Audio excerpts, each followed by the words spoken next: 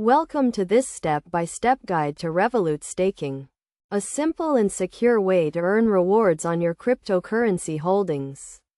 To get started, you need to have a Revolut account and some cryptocurrency in your wallet. First, open the Revolut app and navigate to the cryptocurrency section. Here, you will see a list of available cryptocurrencies that you can stake, including Ethereum and Tezos. Choose the cryptocurrency you want to stake and click on it to open its details page. On the cryptocurrency details page, you will see a staking option. Click on this option to open the staking page, where you can learn more about the staking process and the rewards you can earn. Read through the information carefully to understand the terms and conditions of staking. Next, click on the Stake Now button to begin the staking process.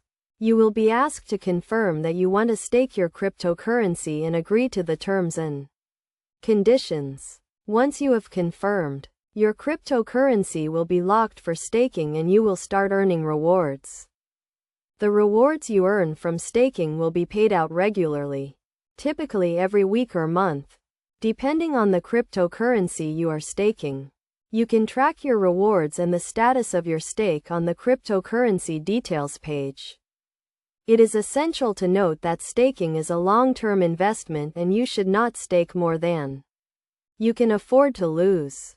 The value of your cryptocurrency can fluctuate, and you may not get back the full amount you staked.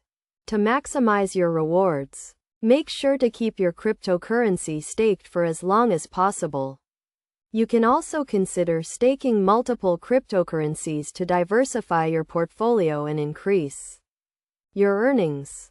In conclusion, Revolut staking is a simple and secure way to earn rewards on your cryptocurrency holdings.